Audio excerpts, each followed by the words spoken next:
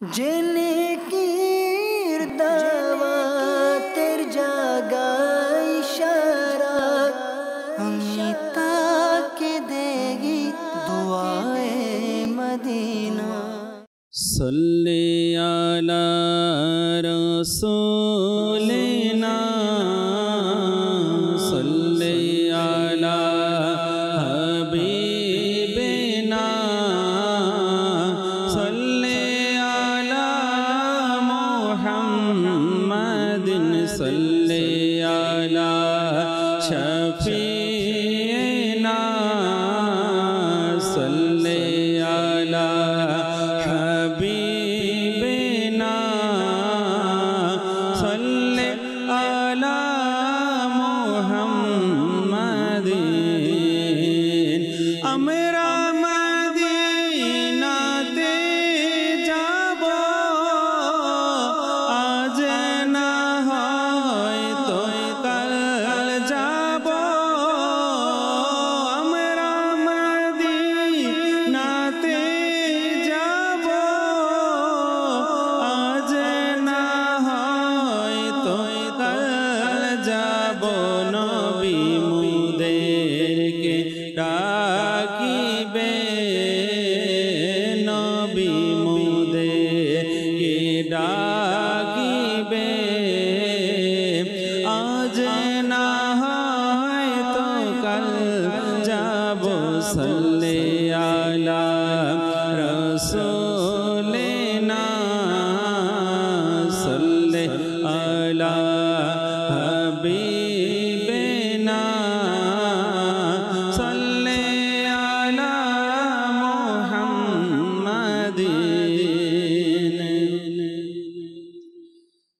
তুমি মোর জান তুমি মোর প্রাণ ওগো প্রিয় নবী। তুমি মোর জান তুমি মোর প্রাণ ওগো প্রিয় নবী।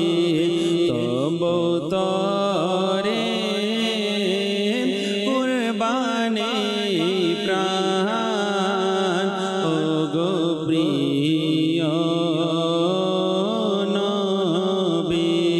তব তরে কুরবানি প্রাণ ওগো প্রিয় নবী। কর মোর সব আশা পূরণ ওগো প্রিয় নবী। আকা কর মোর সব আশা পূরণ ওগো প্রিয় নবী। দারিদ্রতা থেকে করো ত্রাণ ওগো প্রিয় নবী। দারিদ্রতা থেকে করো ত্রাণ ওগো প্রিয় নবী। তুমি মোর জান তুমি মোর প্রাণ ওগো প্রিয়। দিয়েছ তুমি গরিব দুঃখী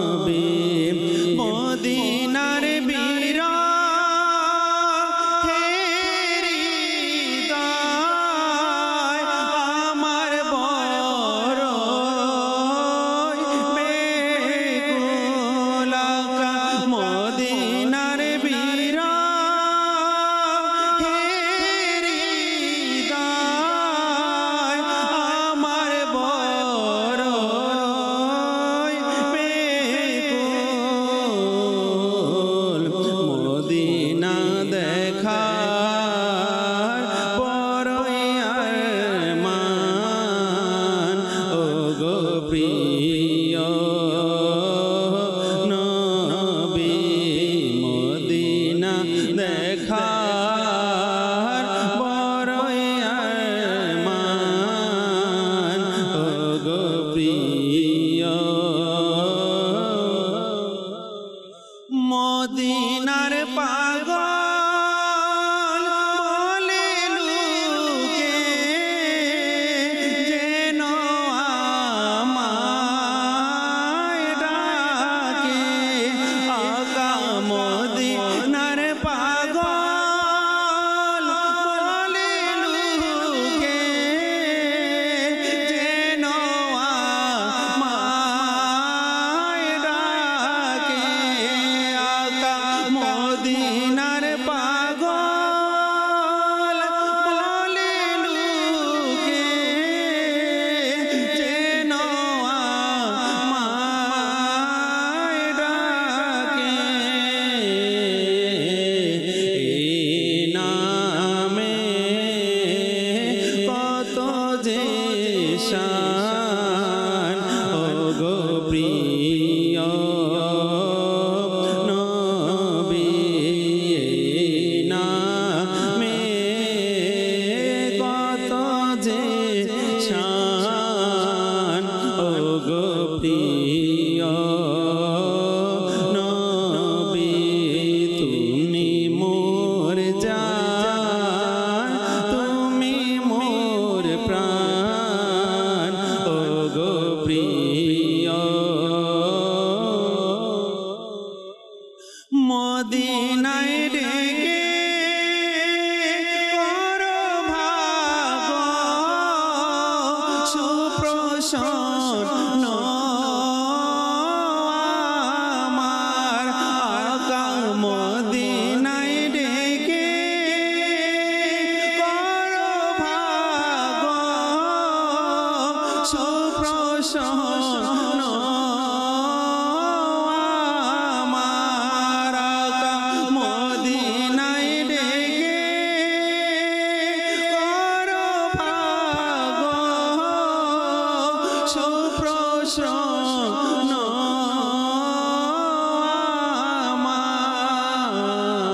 আমার মদিনা দেখার বড়ই আরমান ওগো প্রিয় নবী মদিনা দেখার বড়ই আরমান ওগো প্রিয় নবী তুমি মোর জান তুমি মোর প্রাণ ওগো প্রিয়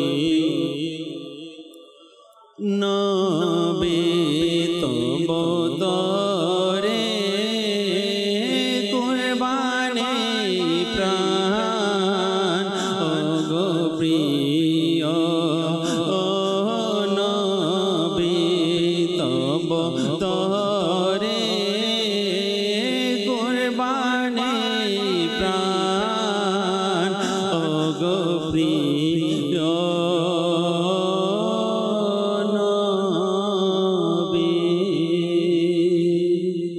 صلوا على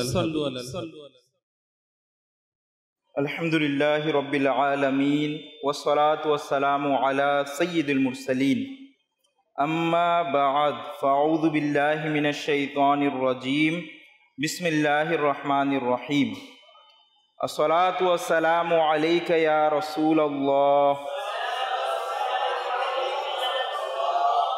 الصلاة والسلام عليك يا حبيب الله الصلاة والسلام عليك يا نبي الله وعلى آلك وصحابك يا نور الله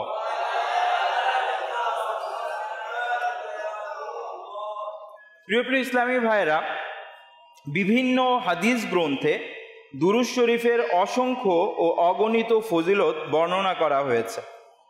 অনেক কাসাসের কিতাবের মধ্যেও হাদিস শরীফের ফজিলত দুরূদ শরীফের ফজিলত বর্ণনা করা হয়েছে।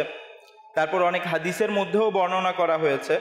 এর মধ্যে হতে একটি হাদিস যা ফিরদাউসুল আখবার কিতাবের মধ্যে বর্ণিত রয়েছে। ক্বালা রাসূলুল্লাহ সাল্লাল্লাহু আলাইহি ওয়া আলিহি ওয়াসাল্লাম, ইয়া আইয়ুহান নাসু ইন্না আনজাকুম ইয়াউমাল কিয়ামাতি মিন আহওয়ালিহা ওয়া মাওয়াতিনিহা আকসারুকুম আলাইয়া সালাতান ফি দারিদ দুনিয়া। অর্থাৎ প্রিয় নবী রাসূল আরবি সাল্লাল্লাহু আলাইহি ওয়া আলিহি ওয়াসাল্লাম ইরশাদ করেন, নিশ্চয়ই কিয়ামতের কঠিন ভয়াবহতা ও সেটার হিসাব নিকাশ থেকে কাল কিয়ামতের দিন তোমাদের মধ্যে সবচাইতে দ্রুত সে মুক্তি পাবে যে দুনিয়াতে আমার উপর অধিক হারে দুরূদ শরীফ পাঠ করে। তো কিয়ামতের ভয়াবহতার কথা, হাসরের ময়দানের কথা আমরা অনেককে শুনেছি। তারপর সেটার মধ্যে কেমন ভয় ভীতি হবে, কেমন আতঙ্ক থাকবে সেই সম্পর্কেও আমরা জেনেছি। তো সেখান থেকে যদি আমরা পরিত্রাণ পেতে চাই, খুব দ্রুত মুক্তি পেতে চাই, নাজাত পেতে চাই, তো নবী করিম সাল্লাল্লাহু আলাইহি ওয়া আলিহি ওয়াসাল্লাম আমাদেরকে সহজ একটি মাধ্যম দিয়েছেন, খুব সহজ একটি পন্থা দিয়েছেন, আর তা হচ্ছে দুরূদ শরীফ পাঠ করা। অতএব আমাদের চেষ্টা করা দরকার যেন আমরা প্রতিদিন অধিক হারে দুরূদ শরীফ পাঠ করি। ওলামায়ে কেরামরা বলেন যে অধিক হারে দুরূদ শরীফ পাঠ করা কখন গণ্য করা হবে? প্রতিদিন যদি আপনি 313 বার দুরূদ শরীফ পাঠ করেন তাহলে সেটা অধিক হারে দুরূদ শরীফ পাঠ বলে গণ্য হবে। আর 313 বার দুরূদ শরীফ পাঠ করা, যে কোনো দুরূদ শরীফ পাঠ করতে পারেন, ছোট ছোট দুরূদ শরীফও পাঠ করতে পারেন, যেমন সাল্লাল্লাহু আলা মুহাম্মদ, আসসালাতু ওয়াসসালামু আলাইকা ইয়া রাসূলুল্লাহ। এই সবগুলোর অর্থ মোটামুটি সেম, যে আল্লাহ তাআলা যেন নবী করিম সাল্লাল্লাহু তাআলা আলাইহি ওয়া আলিহি ওয়াসাল্লামের উপর রহমত নাজিল করেন, শান্তি অবতীর্ণ করেন। এই দুরূদ শরীফগুলোর অর্থ সেম। মূলত দুরূদ শরীফের অর্থ হচ্ছে যে নবী করিম সাল্লাল্লাহু তাআলা আলাইহি ওয়া আলিহি ওয়াসাল্লামের জন্য আল্লাহ তাআলার দরবারে দোয়া করা, আর এর দ্বারা আল্লাহ তাআলা খুশি হন এবং আল্লাহ তাআলা আমাদের উপরও রহমত অবতীর্ণ করেন, যা বিভিন্ন হাদিসের কিতাবের মাধ্যমে এবং বিভিন্ন হাদিসের মাধ্যমে আমরা জানতে পারি।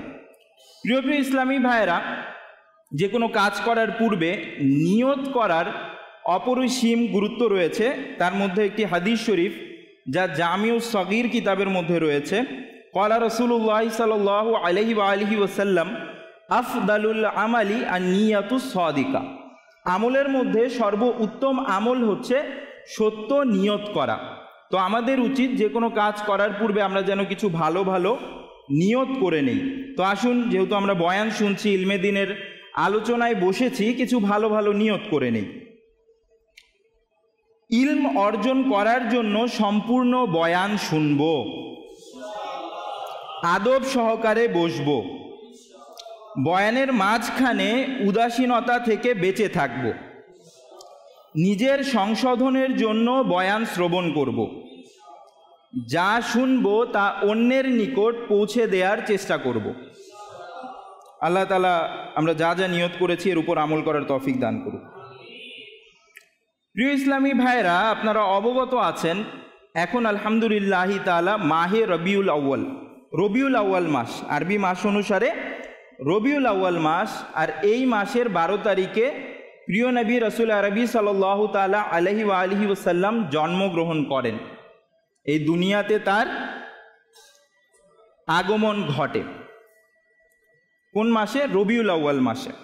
তো এই রবিউল আউয়াল মাস খুবই বরকতময় একটি মাস। এরই সাথে যেহেতু নবী করিম সাল্লাল্লাহু তাআলা আলাইহি ওয়া আলিহি ওয়াসাল্লাম এই মাসে আগমন করেছেন, অন্যান্য মাসে তো অবশ্যই পুরো জীবনেই, মানে পুরো বছর, পুরো জীবন, প্রতিটা মুহূর্ত নবী করিম সাল্লাল্লাহু তাআলা আলাইহি ওয়া আলিহি ওয়াসাল্লামের আলোচনা করা দরকার, নবী করিম সাল্লাল্লাহু আলাইহি ওয়াসাল্লামের আদর্শ অনুসরণ করা দরকার। বিশেষ করে যেহেতু নবী করিম সাল্লাল্লাহু আলাইহি ওয়া আলিহি ওয়াসাল্লাম এই মাসে দুনিয়াতে তশরিফ এনেছেন, তো এই মাসে নবী করিম সাল্লাল্লাহু আলাইহি ওয়া আলিহি ওয়াসাল্লামের সিরাত সম্পর্কে, নবী করিম সাল্লাল্লাহু আলাইহি ওয়াসাল্লামের আগমন সম্পর্কে, নবী করিম সাল্লাল্লাহু আলাইহি ওয়া আলিহি ওয়াসাল্লামের মহত্ব মর্যাদা সম্পর্কে আলোচনা করা দরকার। এক তো নবী করিম সাল্লাল্লাহু আলাইহি ওয়া আলিহি ওয়াসাল্লামের মহত্ব মর্যাদার বর্ণনার মাধ্যমে নবী করিম সাল্লাল্লাহু আলাইহি ওয়া আলিহি ওয়াসাল্লামের প্রতি আমাদের ভালোবাসা বৃদ্ধি পাবে, যেটা আমাদের জন্য কাল কিয়ামতের দিন নাজাতের মাধ্যম হবে। এরই সাথে নবী করিম সাল্লাল্লাহু আলাইহি ওয়া আলিহি ওয়াসাল্লামের মহত্ব মর্যাদা আলোচনার মাঝে আমরা আমাদের জন্য আদর্শ খুঁজে পাব।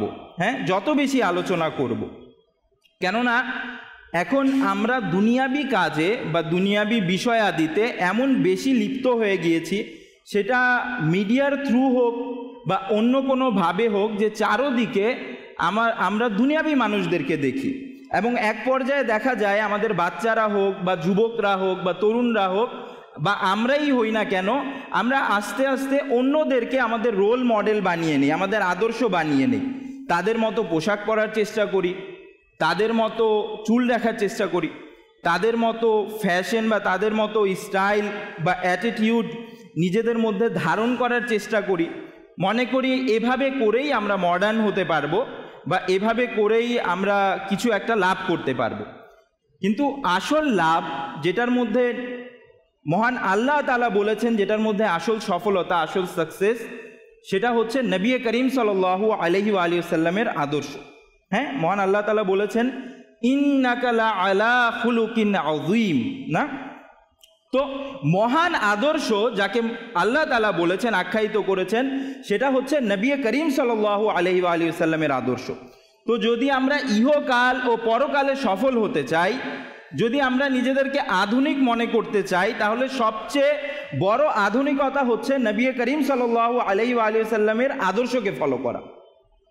হ্যাঁ, এছাড়া কোনো পরিত্রাণ নেই, এছাড়া অন্য কোনো উত্তম জিনিস নেই, কেননা এই আদর্শকে মহান আল্লাহ তাআলা উত্তম আদর্শ হিসেবে আখ্যায়িত করেছেন। এরই সাথে আরেকটি বিষয়, যে নবী করিম সাল্লাল্লাহু তাআলা আলাইহি ওয়া সাল্লামের প্রতিটি ক্ষেত্রে, প্রতিটি ডিপার্টমেন্টে নবী করিম সাল্লাল্লাহু আলাইহি ওয়া সাল্লামের একক আদর্শ ছিল, অন্যতম উত্তম বৈশিষ্ট্য ছিল। তো আজকে আমরা একটি অধ্যায় নিয়ে আলোচনা করব এবং তার মধ্যে নবী করিম সাল্লাল্লাহু আলাইহি ওয়া সাল্লামের বৈশিষ্ট্য, আদর্শ কেমন ছিল সেটা সম্পর্কে জানব। আজ আমরা নবী করিম সাল্লাল্লাহু আলাইহি ওয়া সাল্লামের আদর্শের মধ্যে নবী করিম সাল্লাল্লাহু আলাইহি ওয়া সাল্লামের উদারতা সম্পর্কে জানব ইনশাআল্লাহ তাআলা। নবী করিম রউফুর রহিম সাল্লাল্লাহু তাআলা আলাইহি ওয়া সাল্লাম কেমন উদার ছিলেন, কেমন দানশীল ছিলেন। নবী করিম সাল্লাল্লাহু তাআলা আলাইহি ওয়া সাল্লামের দানশীলতার ব্যাপারে আসে, যা সহিহ মুসলিমের হাদিস। ইয়ারবি লানা ইবনু আব্বাস রাদিয়াল্লাহু আনহু সাদাকাতিন নবী ফায়াকুলু কানা রাসূলুল্লাহ সাল্লাল্লাহু আলাইহি ওয়া সাল্লাম আজওয়াদান নাসি বিল খায়রি। নবী করিম রউফুর রহিম সাল্লাল্লাহু তাআলা আলাইহি ওয়া সাল্লামের ব্যাপারে হযরত ইবনে আব্বাস রাদিয়াল্লাহু তাআলা আনহু বলেন যে নবী করিম সাল্লাল্লাহু তাআলা আলাইহি ওয়া সাল্লাম লোকদের মধ্যে কল্যাণের ক্ষেত্রে সবচেয়ে বেশি উদার ছিলেন, সবচেয়ে বেশি দানশীল ছিলেন নবী করিম সাল্লাল্লাহু তাআলা আলাইহি ওয়া সাল্লাম লোকদের মধ্যে। আরেকটি মুসলিম শরীফের হাদিসে এসছে, যা হযরত জাবির বিন আব্দুল্লাহ রাদিয়াল্লাহু তাআলা আনহু রিওয়ায়াত করেন। তিনি বলেন যে নবী করিম সাল্লাল্লাহু আলাইহি ওয়া সাল্লামের ব্যাপারে এমন ঘটনা কখনো ঘটেনি যে কেউ নবী করিম সাল্লাল্লাহু আলাইহি ওয়া সাল্লামের কাছে কিছু চাইলো আর নবী করিম সাল্লাল্লাহু আলাইহি ওয়া সাল্লাম তার জন্য না বলে দিলেন। এরকম কখনো ঘটেনি। যে যা চেয়েছে, যে যখন চেয়েছে, নবী করিম সাল্লাল্লাহু আলাইহি ওয়া সাল্লাম তখন তাকে তা দান করেছেন। যেমন একটি বুখারী শরীফের হাদিসে এসেছে, সহিহুল বুখারীর হাদিস, যে নবী করিম সাল্লাল্লাহু তাআলা আলাইহি ওয়া সাল্লামকে কোনো একজন বৃদ্ধা বা কোনো এক মহিলা, সে নিজের হাতে একটা চাদর বানিয়ে নবী করিম সাল্লাল্লাহু আলাইহি ওয়া সাল্লামের দরবারে উপস্থিত করলো এবং নবী করিম সাল্লাল্লাহু আলাইহি ওয়া সাল্লামকে উপহার স্বরূপ সেই চাদরটি দিল। নবী করিম সাল্লাল্লাহু আলাইহি ওয়া সাল্লামের তৎক্ষণাৎ সেই চাদরটি প্রয়োজনও ছিল, তো নবী করিম সাল্লাল্লাহু আলাইহি ওয়া সাল্লাম সেই বৃদ্ধা মহিলা থেকে বা সেই মহিলা থেকে সেই চাদরটা গ্রহণ করলেন এবং পরবর্তীতে নবী করিম সাল্লাল্লাহু আলাইহি ওয়া সাল্লাম সেই চাদর পরিধান করে বাইরে তাশরিফ নিয়ে আসলেন। তো একজন সাহাবী রাদিয়াল্লাহু তাআলা আনহু নবী করিম সাল্লাল্লাহু তাআলা আলাইহি ওয়া সাল্লাম এর গায়ে ওই চাদর দেখে তিনি বললেন, ইয়া রাসূলুল্লাহ সাল্লাল্লাহু আলাইহি ওয়া সাল্লাম, এই চাদরটি তো খুব সুন্দর, এটা আমাকে দিয়ে দিন। তো নবী করিম সাল্লাল্লাহু তাআলা আলাইহি ওয়া আলিহি ওয়াসাল্লাম তৎক্ষণাৎ ভেতরে গেলেন এবং সেই চাদর খুলে এনে ভাঁজ করে সেই সাহাবী রাদিয়াল্লাহু তাআলা আনহুকে দিয়ে দিলেন। কেমন উদারতা, হ্যাঁ, নবী করিম সাল্লাল্লাহু আলাইহি ওয়াসাল্লাম। আচ্ছা, একটা কথা এখানে স্মরণ রাখতে হবে যে নবী করিম সাল্লাল্লাহু আলাইহি ওয়া আলিহি ওয়াসাল্লামকে আব্দুল্লাহ ইবনে আব্বাস রাদিয়াল্লাহু তাআলা আনহু বলছেন যে নবী করিম সাল্লাল্লাহু আলাইহি ওয়া আলিহি ওয়াসাল্লাম লোকদের মধ্যে সবচেয়ে বেশি উদার, সবচেয়ে বেশি দানশীল। এটার একটা ঘটনা বলি। হ্যাঁ, আমরা দানশীলতার উদাহরণ শুনেছি, হয়তো এমন উদাহরণ কারো ক্ষেত্রে ঘটেনি। কোনো বড় থেকে বড় সম্পদশালী, কোনো বড় থেকে বড় সম্রাটের ব্যাপারেও মনে হয় এমন ঘটনা ঘটেনি যা নবী করিম সাল্লাল্লাহু তাআলা আলাইহি ওয়া আলিহি ওয়াসাল্লামের আদর্শ আমাদেরকে দেখিয়েছে। একবার নবী করিম সাল্লাল্লাহু তাআলা আলাইহি ওয়া আলিহি ওয়াসাল্লামের দানশীলতার ব্যাপারে হযরত আব্দুল্লাহ হাউজানি রহমতুল্লাহি তাআলা আলাইহি মুয়াজ্জিনে রাসূল হযরত বিলাল রাদিয়াল্লাহু তাআলা আনহুকে জিজ্ঞাসা করলেন যে নবী করিম সাল্লাল্লাহু আলাইহি ওয়া আলিহি ওয়াসাল্লাম ব্যয় কেমন করতেন, নবী করিম সাল্লাল্লাহু আলাইহি ওয়া আলিহি ওয়াসাল্লাম খরচ কেমন করতেন। তো হযরত বিলাল রাদিয়াল্লাহু তাআলা আনহু বলেন যে হ্যাঁ, নবী করিম সাল্লাল্লাহু তাআলা আলাইহি ওয়া আলিহি ওয়াসাল্লামের ব্যয় করার খরচ আদি ব্যবস্থাপনার দায়িত্ব আমার ছিল। অর্থাৎ হযরত বিলাল রাদিয়াল্লাহু তাআলা আনহু নবী করিম সাল্লাল্লাহু আলাইহি ওয়া আলিহি ওয়াসাল্লামের খরচ আদির বিষয়টি দেখতেন। তিনি বলেন, যখন কোনো বস্ত্রহীন মুসলমান নবী করিম সাল্লাল্লাহু আলাইহি ওয়া আলিহি ওয়াসাল্লামের নিকট আসতো, তখন তিনি আমাকে নির্দেশ দিতেন আর আমি কারো কাছ থেকে কর্জ নিতাম এবং চাদর ক্রয় করে তাকে পরিধান করাতাম এবং তাকে খাবার খাওয়াতাম। তো নবী করিম সাল্লাল্লাহু আলাইহি ওয়া আলিহি ওয়াসাল্লাম তো দান করতেন, কেমন দান করতেন যে নিজের কাছে না থাকলে কর্জ করে হলেও অভাবীর অভাব পূরণ করতেন। নবী করিম সাল্লাল্লাহু আলাইহি ওয়া আলিহি ওয়াসাল্লাম কেমন দান করতেন আমরা অনেক ঘটনা শুনেছি, অনেক বাদশার ব্যাপারে শুনেছি, অনেক ইতিহাসে পড়েছি যে অমুক বাদশা ছিল, এত দানশীল ছিল বা এত দান করত। হ্যাঁ, কিন্তু কতটুকু করত, তার বাদশাহীর মধ্যে, তার আয়ত্তের মধ্যে যত বড়ই দানশীল হোক, তার যতগুলো সম্পদ থাকে তার কাছে তৎক্ষণাৎ বিদ্যমান থাকে, তার থেকে কিছু দান করে দিল। হ্যাঁ, তার থেকে কয়েক শতাংশ দান করে দিল। কিন্তু নবী করিম সাল্লাল্লাহু তাআলা আলাইহি ওয়া আলিহি ওয়াসাল্লামের আদর্শ কেমন যে নবী করিম সাল্লাল্লাহু আলাইহি ওয়া আলিহি ওয়াসাল্লামের কাছে বাহ্যিক দৃষ্টিতে কোনো সম্পদ নেই, তিনি কর্জ করেও দান করছেন, কর্জ করেও অভাবীর অভাব পূরণ করছেন। এর নজির কি আছে? অবশ্যই নেই। নবী করিম সাল্লাল্লাহু তাআলা আলাইহি ওয়া আলিহি ওয়াসাল্লামের আদর্শ তো এমনই। একবার কি হলো, এই ঘটনার অন্তর্ভুক্ত একটি ঘটনা যে যেহেতু হযরত বিলাল রাদিয়াল্লাহু তাআলা আনহু যখন নবী করিম সাল্লাল্লাহু আলাইহি সাল্লামের দরবারে কোনো অভাবী আসতো, নিজের অভাবের ব্যাপারে বলতো, নিজের প্রয়োজনের ব্যাপারে বলতো, কর্জ করে হলেও তার অভাব পূরণ করে দিতেন। তো একজন অমুসলিম বিধর্মী সে হযরত বিলাল রাদিয়াল্লাহু তাআলা আনহুকে বলল যে হে বিলাল, আপনি এক কাজ করিয়েন, যেহেতু আপনি কর্জ নেন, তো আমার কাছে অনেক টাকা বা সম্পত্তি আছে, আপনি আমার থেকে কর্জ নিয়েন, যখন যা লাগে আমার থেকে কর্জ নিয়েন আর পরে তা আদায় করে দিয়েন। তো হযরত বিলাল রাদিয়াল্লাহু তাআলা আনহু কোনো কিছুর প্রয়োজন হলে তার থেকে কর্জ নিতে লাগলো। এক সময় কি হলো, হঠাৎ করে সে এসে হযরত বিলাল রাদিয়াল্লাহু তাআলা আনহুকে বলতে লাগলো যে যদি তুমি আমার কর্জ 4 দিনের ভেতর আদায় না করো তাহলে আমি তোমাকে গোলাম বানিয়ে রাখব। এইভাবে করে সেই অমুসলিম এসে হযরত বিলাল রাদিয়াল্লাহু তাআলা আনহুকে বলতে লাগলো, অথচ সেই এসে কিন্তু অ্যাপ্রোচ করেছিল যে আপনি কি করেন, আমার থেকে দান নেন বা আমার থেকে কর্জ নেন, কিন্তু সে এভাবে হঠাৎ করে এসে বলতে লাগলো। তখন হযরত বিলাল রাদিয়াল্লাহু তাআলা আনহুর কাছেও কিছু নেই, আর নবী করিম সাল্লাল্লাহু তাআলা আলাইহি ওয়া আলিহি ওয়াসাল্লাম তো এত উদার যে সব কিছু দিয়ে দিতেন, কর্জ নিয়ে হলেও দিয়ে দিতেন। তার কাছে কিভাবে থাকবে? দুনিয়ার কোনো ধন সম্পদ নবী করিম সাল্লাল্লাহু আলাইহি সাল্লামের কাছে থাকতো না। এই ব্যাপারে আরও একটু কিছু হাদিস শরীফ আমরা শুনবো। আচ্ছা, তো এখন হযরত বিলাল রাদিয়াল্লাহু তাআলা আনহু নবী করিম সাল্লাল্লাহু আলাইহি সাল্লামের দরবারে গেলেন, গিয়ে বললেন যে ইয়া রাসূলুল্লাহ সাল্লাল্লাহু আলাইহি ওয়া আলিহি ওয়াসাল্লাম, এমন এমন ঘটনা ঘটেছে, আপনার কাছে কি কিছু আছে তার কর্জ পরিশোধ করার? তো নবী করিম সাল্লাল্লাহু আলাইহি সাল্লামের কাছে কিছু ছিল না। তো হযরত বিলাল রাদিয়াল্লাহু তাআলা আনহু ঘরে চলে গেলেন। পরের দিন সকালে কোনো একজন এসে হযরত বিলাল রাদিয়াল্লাহু তাআলা আনহুকে বললেন যে আপনাকে প্রিয় নবী সাল্লাল্লাহু আলাইহি ওয়াসাল্লাম ডাকছেন। হযরত বিলাল রাদিয়াল্লাহু তাআলা আনহু যখন যাচ্ছেন তখন নবী করিম সাল্লাল্লাহু আলাইহি সাল্লামের বাসস্থলের বাহিরে কয়েকটি উট বিভিন্ন পণ্য সামগ্রী দিয়ে বোঝাইকৃত অবস্থায় দেখলেন। তারপর বিলাল রাদিয়াল্লাহু তাআলা আনহু নবী করিম সাল্লাল্লাহু আলাইহি সাল্লামের দরবারে উপস্থিত হলেন। নবী করিম সাল্লাল্লাহু আলাইহি সাল্লাম বললেন, তুমি কি সেই উটগুলো দেখেছো যার মধ্যে অনেকগুলো পণ্য বোঝাই করা আছে? তো হযরত বিলাল রাদিয়াল্লাহু তাআলা আনহু বললেন, জি হ্যাঁ। তো বললেন যে এই উটগুলো এবং এই পণ্যগুলো নিয়ে তুমি দান করে দাও, কর্জ পরিশোধ করে দাও, তোমার কাজে লাগিয়ে নাও। তো হযরত বিলাল রাদিয়াল্লাহু তাআলা আনহু দিন শেষে অর্থাৎ সেই সামগ্রীগুলো নিয়ে চলে গেলেন এবং দিন শেষে আবার নবী করিম সাল্লাল্লাহু আলাইহি সাল্লামের দরবারে উপস্থিত হলেন। নবী করিম সাল্লাল্লাহু আলাইহি সাল্লাম জিজ্ঞাসা করলেন যে আচ্ছা তোমার কি প্রয়োজন পূরণ হয়েছে?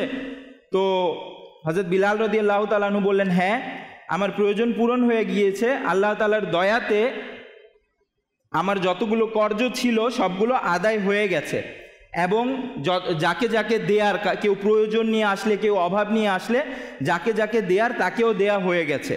কিন্তু তারপরও কিছু সম্পত্তি, কিছু সামগ্রী আমার কাছে রয়ে গেছে, এখনও কিছু অবশিষ্ট আছে। নবী করিম সাল্লাল্লাহু আলাইহি সাল্লাম বললেন, হে বিলাল, যতক্ষণ পর্যন্ত তুমি এটি কাউকে দিয়ে দিবে না ততক্ষণ পর্যন্ত আমি ঘরে যাব না। হ্যাঁ, যতক্ষণ পর্যন্ত তুমি আমাকে এই সম্পত্তি থেকে মুক্ত করবে না ততক্ষণ পর্যন্ত আমি ঘরে যাব না। নবী করিম সাল্লাল্লাহু আলাইহি সাল্লাম এশা পর্যন্ত সেখানেই অবস্থান করলেন। এশার পর হযরত বিলাল রাদিয়াল্লাহু তাআলা আনহুকে জিজ্ঞাসা করলেন সেগুলোর কি হলো? তো বলল, কোনো অভাবী বা কোনো প্রয়োজনীয় ব্যক্তি পাওয়া যায়নি যাকে আমি এই সম্পত্তি দিব। তো নবী করিম সাল্লাল্লাহু আলাইহি সাল্লাম সেই দিন সেই রাতে সেখানেই অবস্থান করলেন। পরের দিন এশার সময় হযরত বিলাল রাদিয়াল্লাহু তাআলা আনহু নবী করিম সাল্লাল্লাহু আলাইহি সাল্লামের দরবারে এসে বললেন যে ইয়া রাসূলুল্লাহ সাল্লাল্লাহু আলাইহি সাল্লাম, আপনার জন্য সুখবর রয়েছে, এই সম্পত্তিগুলো থেকে আল্লাহ তাআলা আপনাকে মুক্ত করে দিয়েছেন। অর্থাৎ এই সম্পত্তি কারো অভাব থাকলে, কারো প্রয়োজন থাকলে আমি তাকে দিয়ে দিয়েছি, এই সম্পত্তি আর অবশিষ্ট নেই। তারপর নবী করিম সাল্লাল্লাহু তাআলা আলাইহি সাল্লাম নিজের ঘরে তাশরিফ নিয়ে গেলেন। কেমন উদারতা, কেমন দানশীলতা নবী করিম সাল্লাল্লাহু তাআলা আলাইহি সাল্লামের জীবনীতে আমরা পাই। নবী করিম সাল্লাল্লাহু তাআলা আলাইহি সাল্লামের জীবনীর ব্যাপারে রয়েছে যে এই হাদিস থেকে একটি বিষয় বের হয়। হযরত আল্লামা আব্দুর রউফ মুনাবি রহমতুল্লাহি তাআলা আলাইহি উক্ত হাদিসে পাকের ব্যাখ্যায় ফৌজুল কাদিরে লিখেন, প্রতীয়মান হলো দুনিয়া স্বয়ং নিজে মন্দ নয়। আচ্ছা, নবী করিম সাল্লাল্লাহু তাআলা আলাইহি সাল্লামের আরেকটি চমৎকার হাদিস আছে যার মধ্যে নবী করিম রউফুর রহিম সাল্লাল্লাহু আলাইহি সাল্লাম বলেন যে যদি আমার কাছে উহুদ পাহাড় সমপরিমাণ, উহুদ পাহাড় কিন্তু কয়েক মাইল বড়, নবী করিম সাল্লাল্লাহু আলাইহি সাল্লাম বলেন যে যদি আমার কাছে উহুদ পাহাড় সমপরিমাণ স্বর্ণ থাকতো তাহলে আমি এটা পছন্দ করতাম না যে তার মধ্য থেকে কোনো কিছু আমার কাছে 3 দিনের অধিক থাকবে। নবী করিম সাল্লাল্লাহু আলাইহি সাল্লাম কি বলেন যে যদি উহুদ পাহাড় সমপরিমাণও যদি স্বর্ণ থাকতো তাহলে আমি এটা পছন্দ করি না যে এর থেকে কিছুও 3 দিনের অধিক আমার কাছে থাকবে। অর্থাৎ নবী করিম সাল্লাল্লাহু আলাইহি সাল্লাম 3 দিনের আগেই যত সম্পত্তি থাকুক সব আল্লাহর রাস্তায় তিনি দান করে দিবেন। তো নবী করিম সাল্লাল্লাহু তাআলা আলাইহি সাল্লামের দানশীলতার মনোভাব এমন, নবী করিম সাল্লাল্লাহু তাআলা আলাইহি সাল্লামের উদারের আদর্শ এমন। তো নবী করিম সাল্লাল্লাহু আলাইহি সাল্লামের উদারতা কেমন ছিল প্রিয় ইসলামী ভাইরা? আচ্ছা, এই বিষয়গুলো থেকে একটি বিষয় এটিও প্রতীয়মান হয়, বোঝা যায় যে নবী করিম সাল্লাল্লাহু তাআলা আলাইহি সাল্লাম নিজের কাছে সম্পত্তি রাখতে পছন্দ করতেন না। তো এখন আমাদের ব্যাপারে কি, আমরা কি সম্পত্তি রাখবো না বা ধন সম্পদ যা আছে সব কিছু দিয়ে দিব, যেহেতু নবী করিম সাল্লাল্লাহু আলাইহি সাল্লাম দিয়ে দিয়েছেন? তো এই ব্যাপারে বলা হয় যে নবী করিম সাল্লাল্লাহু তাআলা আলাইহি ওয়া আলিহি ওয়াসাল্লাম যেহেতু ধন সম্পদ এগুলো পছন্দ করতেন না, তো এটা একটি নিয়ামত, অর্থাৎ ধন সম্পদ নিজের কাছে না থাকা, গরিব হওয়া, এটি একটি নিয়ামত। এটা তার থেকেও বড় নিয়ামত যে মানুষের কাছে ধন সম্পদ থাকবে, অর্থাৎ ধন সম্পদ থাকাও নিয়ামত আর গরিব হওয়াও নিয়ামত, কিন্তু ধন সম্পদ থাকার চাইতে গরিব হওয়াটা বড় নিয়ামত। কেননা নবী করিম সাল্লাল্লাহু তাআলা আলাইহি ওয়া আলিহি ওয়াসাল্লাম ধন সম্পদ নিজের জন্য কবুল করেন নি, নিজের কাছে নবী করিম সাল্লাল্লাহু আলাইহি সাল্লাম ধন সম্পদ রাখেন নি। তো রাসূল আকরাম সাল্লাল্লাহু তাআলা আলাইহি ওয়া আলিহি ওয়াসাল্লামের একটি চমৎকার হাদিস আছে, যে প্রশ্নটা করেছি সেই প্রশ্নটার উত্তরে, দুনিয়া হলো মিষ্টি সবুজ শ্যামল, দুনিয়া মিষ্টি এবং সবুজ আর শ্যামল, যে এটাতে হালাল পন্থায় সম্পদ উপার্জন করে আর সঠিক জায়গায় তা ব্যয় করে, আল্লাহ পাক তাকে সওয়াব দান করবেন আর তাকে জান্নাতে প্রবেশ করাবেন। এবং যে এখানে হারাম পন্থায় সম্পদ উপার্জন করে আর সেগুলো ভুল জায়গায় ব্যয় করে, আল্লাহ পাক তাকে অপমানের ঘরে প্রবেশ করাবেন। তো ধন সম্পদ থাকা কি না খারাপ বিষয় না, দুইটা বিষয় ভাবতে হবে, যে আমরা যেন আমাদের উদ্দেশ্যটাই না করে নেই যে শুধু ধন সম্পদই উপার্জন করতে হবে, শুধু টাকা লাগবে। পুঁজিবাদের যে শব্দটা ব্যবহার হয়, এই পুঁজিবাদী মন মানসিকতা যেন আমাদের ভিতর না থাকে। ব্যবসা করব, যেহেতু ব্যবসা করাও সুন্নাত, ব্যবসা করব, সাহাবায়ে কেরামরা করেছেন, ব্যবসা করব, হালাল উপায়ে করব। ব্যবসা করব কিসের জন্য করব? যেন এটা দ্বারা আমার প্রয়োজন পূরণ হয়ে যায়, কারো কাছে হাত পাততে না হয়, এই নিয়তে করব। এটা দ্বারা যেন আমি দান সদকা করতে পারি, এই নিয়তে করব। যদি টাকাটাকেই আমরা নিজেদের উদ্দেশ্য বা গোল বানিয়ে নেই, যে মানি ইজ গোল, হ্যাঁ শুধু টাকা টাকা টাকা লাগবেই, টাকা লাগবেই, যে কোনো উপায়ে হোক, সেটা সঠিক উপায়ে হোক, অন্যায়ে হোক, ন্যায়ে হোক, অসৎ উপায়ে হোক, টাকা লাগবেই। এটা কখন হয়? যখন আপনি টাকাটাকেই উদ্দেশ্য করে নেন, তখন আপনার কাছে টাকাই সব কিছু হয়। সততা, সৎকর্ম বা ন্যায় এগুলো কোনো মূল্য আপনার কাছে থাকে না। মানুষ দুর্নীতি কখন করে, মানুষ অপপথে টাকা কখন উপার্জন করে? যখন তার কাছে ন্যায় পথে চলার চাইতেও টাকাটা বেশি প্রাধান্য পায়।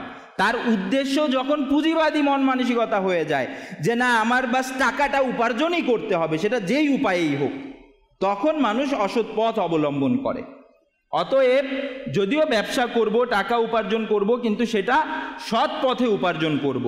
আর যখন সৎ পথে উপার্জন করব, সৎ পথে ব্যয় করব, সেই সম্পত্তি, সেই টাকা আমার জন্য জান্নাতে যাওয়ার কারণ হবে।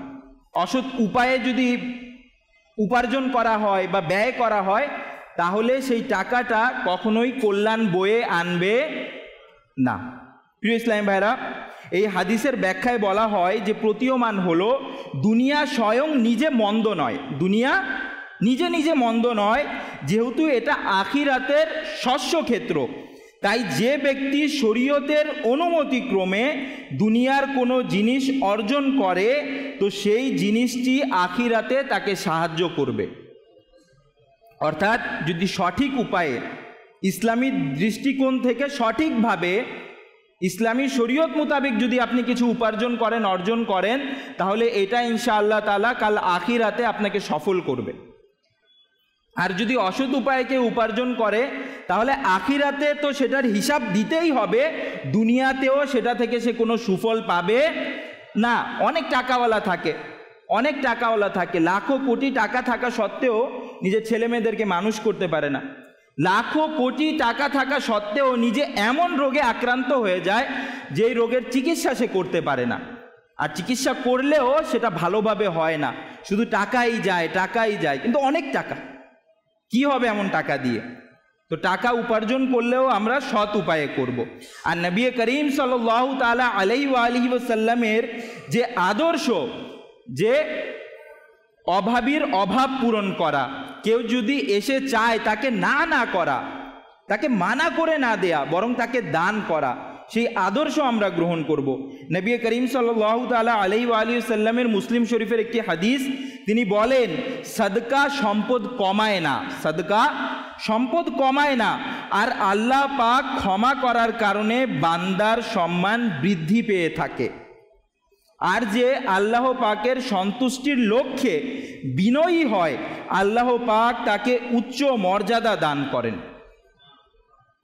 সুবহানাল্লাহ। নবী করিম সাল্লাল্লাহু তাআলা আলাইহি ওয়া আলিহি ওয়াসাল্লামের উদারতার বিষয়ে, নবী করিম সাল্লাল্লাহু আলাইহি সাল্লামের দানশীলতার বিষয়ে আরেকটি ঘটনা আছে যে নবী করিম সাল্লাল্লাহু আলাইহি সাল্লাম একবার আসরের নামাজ পড়ছিলেন এবং আসরের নামাজ পড়ার পর সালাম ফেরানোর সাথে সাথেই তিনি ঘরে গেলেন এবং ঘরে গিয়ে তারপর দ্রুত আবার চলে আসলেন।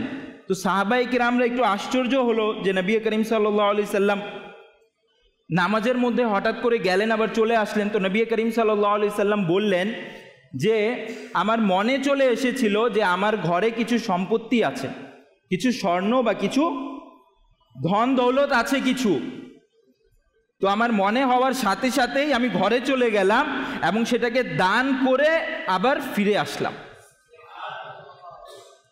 তো নবী করিম সাল্লাল্লাহু আলাইহি ওয়া আলিহি ওয়াসাল্লাম নিজের হাতে কিছু রাখতেন না, ধন সম্পদ যত আসতো দান করে দিত। আমরা তো প্রিয় নবীর আশিক দাবি করি, আমরা তো দাবি করি যে আমরা নবী করিম সাল্লাল্লাহু আলাইহি ওয়া আলিহি ওয়াসাল্লামের সিরাত ফলো করি, আমরা নবী করিম সাল্লাল্লাহু আলাইহি সাল্লামের আদর্শ ফলো করি। আমাদের মন মানসিকতা কেমন? আমাদের মন মানসিকতা কি শুধুমাত্র যা পাবো বরং অন্যেরটাও নিয়ে ঘরে রেখে দিব, নাকি নিজেরটা মানুষকে দান করব? আমাদের মন মানসিকতা কেমন? হ্যাঁ, যদি নবী করিম সাল্লাল্লাহু তাআলা আলাইহি ওয়া আলিহি সাল্লামের আদর্শ আমরা আমাদের জীবনে বাস্তবায়ন করে নেই, কোনো প্রতিষ্ঠানে, কোনো ক্ষেত্রে, কোনো জায়গায় কোনো রকম দুর্নীতি থাকবে না, কোনো রকম অসৎ উপার্জন থাকবে না, যদি নবী করিম সাল্লাল্লাহু তাআলা আলাইহি ওয়া আলিহি সাল্লামের সঠিক আদর্শ অনুসরণ করা যায়। আল্লাহ তাআলা আমাদেরকে নবী করিম সাল্লাল্লাহু আলাইহি ওয়া আলিহি সাল্লামের সঠিক আদর্শ অনুসরণ করার তৌফিক দান করুন। হযরতে আবু যর রাদিয়াল্লাহু তাআলা আনহু বলেন, একদিন আমি নবী করিম সাল্লাল্লাহু আলাইহি ওয়া আলিহি সাল্লামের সাথে ছিলাম এবং তিনি উহুদ পাহাড় দেখলেন। তখন তিনি বললেন, যদি এই পাহাড় আমার জন্য স্বর্ণ হয়ে যায় তবে আমি সেটা অপছন্দ করব যে তা থেকে এক দিনারও আমার কাছে 3 দিনের চেয়ে বেশি থাকুক। প্রিয় ইসলামী ভাইরা, নবী করিম সাল্লাল্লাহু তাআলা আলাইহি ওয়া আলিহি ওয়াসাল্লামের ব্যাপারে আসছে যে তিনি একজন সাহাবী রাদিয়াল্লাহু তাআলা আনহু নবী করিম সাল্লাল্লাহু আলাইহি সাল্লামের কাছে এসে কিছু চাইলেন। তখন নবী করিম সাল্লাল্লাহু আলাইহি সাল্লামের কাছে 2 পাহাড়, অর্থাৎ আরব শরীফে তো অনেক পাহাড়ি উপত্যকা আছে, 2 দিকে 2 পাহাড়, মাঝে কত বড় মাঠের মতো জায়গা, এই জায়গা ভরা বকরি ছিল, এই জায়গা পূর্ণ বকরি ছিল, ছাগল ছিল।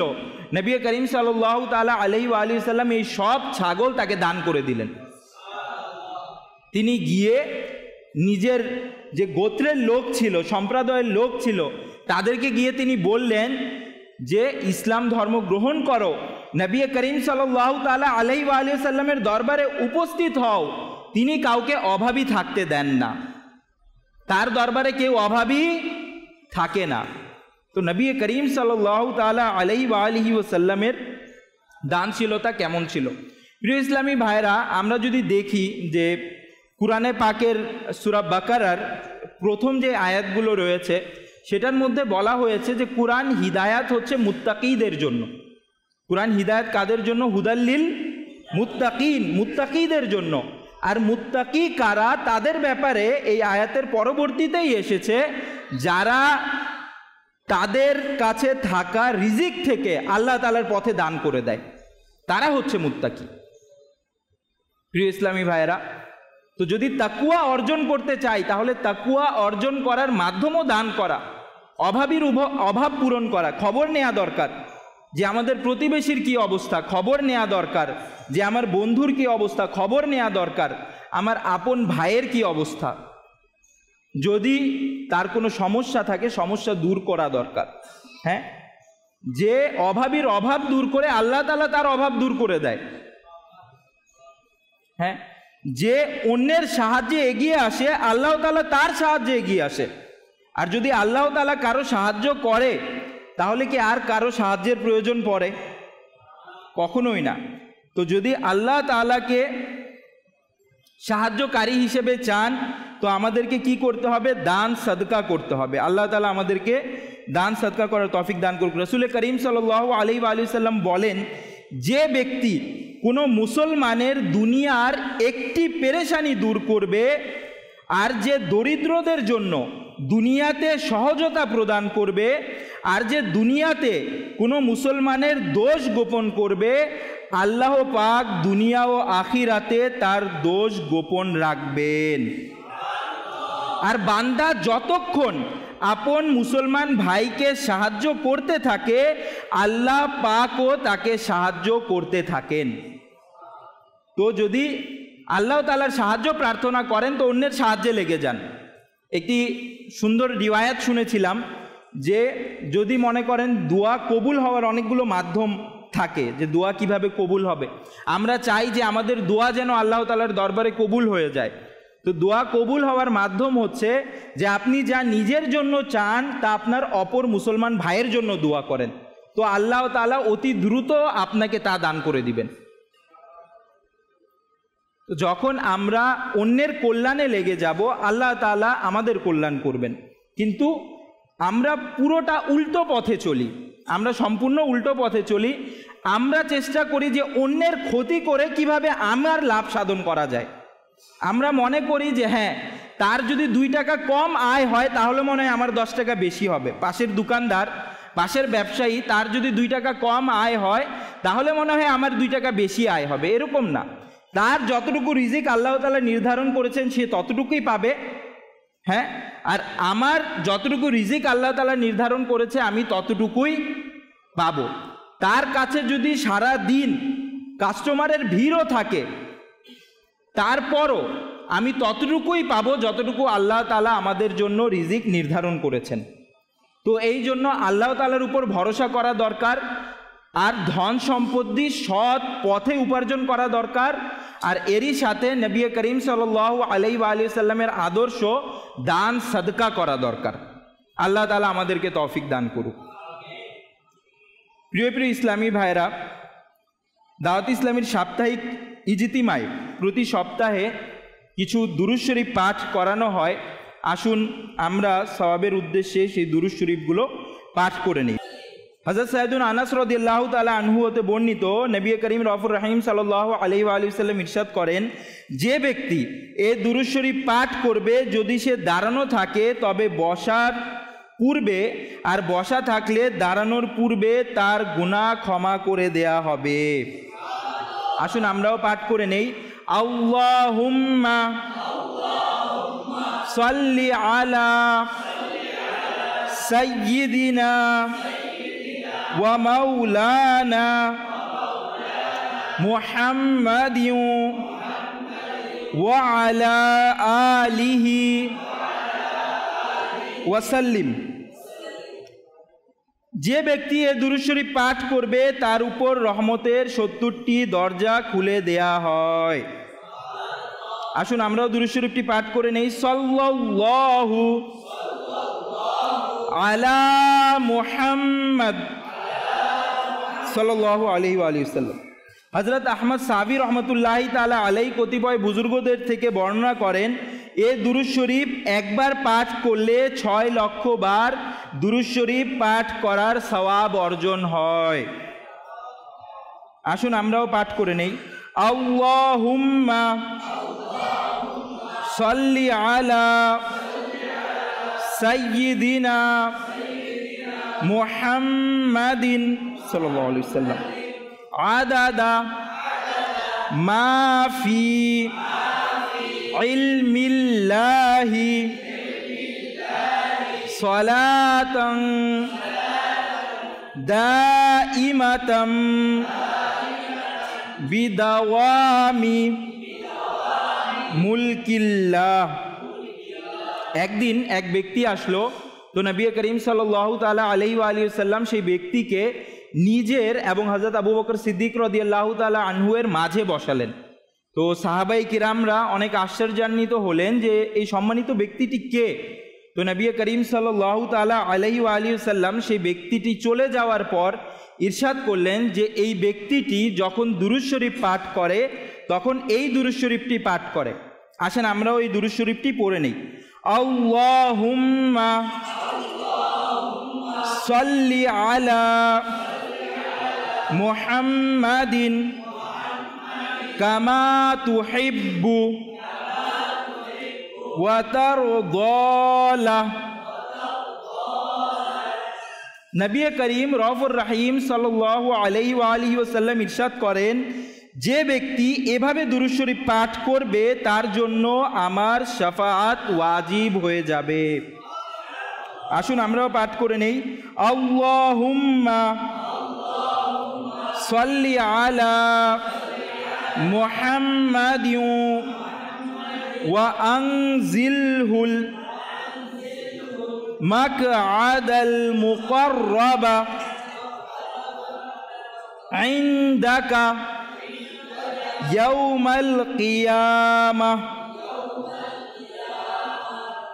হযরত সাইয়েদুনা ইবনে আব্বাস রাদিয়াল্লাহু তাআলা আনহু হতে বর্ণিত, নবী করিম সাল্লাল্লাহু আলাইহি সাল্লাম ইরশাদ করেন, এ দোয়া পাঠকারীর জন্য 70 জন ফেরেশতা 1000 দিন পর্যন্ত নেকি সমূহ লিখতে থাকে। যে এই দোয়াটা পড়ে নেবে, আসুন আমরাও পড়ে নেই। জাযাল্লাহু আন্না মুহাম্মাদান সাল্লাল্লাহু আলাইহি সাল্লাম মা হুয়া আহলু।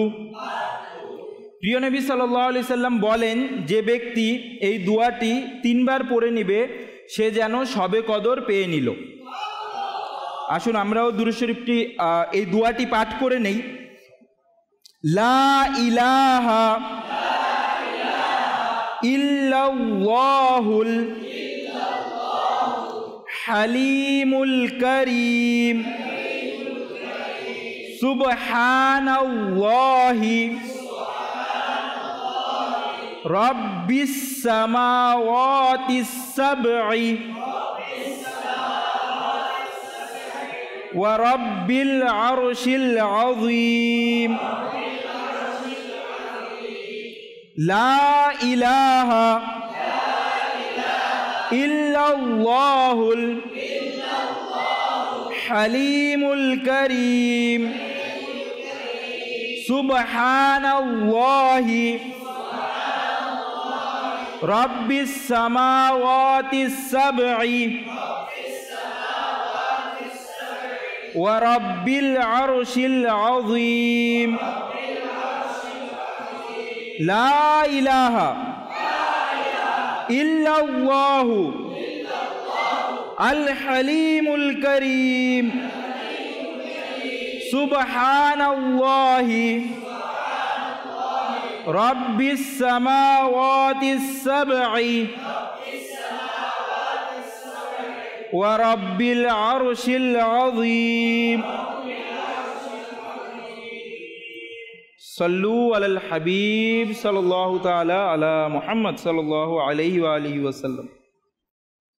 আসসালাতু ওয়াসসালামু আলাইকা ইয়া রাসূলাল্লাহ। আসসালাতু ওয়াসসালামু আলাইকা ইয়া হাবিবাল্লাহ। আসসালাতু ওয়াসসালামু আলাইকা ইয়া নবিয়াল্লাহ। আসসালাতু ওয়াসসালামু আলাইকা ইয়া নূরাল্লাহ।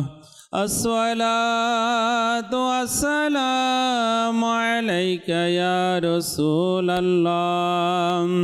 আসসালাতু ওয়াসসালামু আলাইকা ইয়া হাবিবাল্লাহ।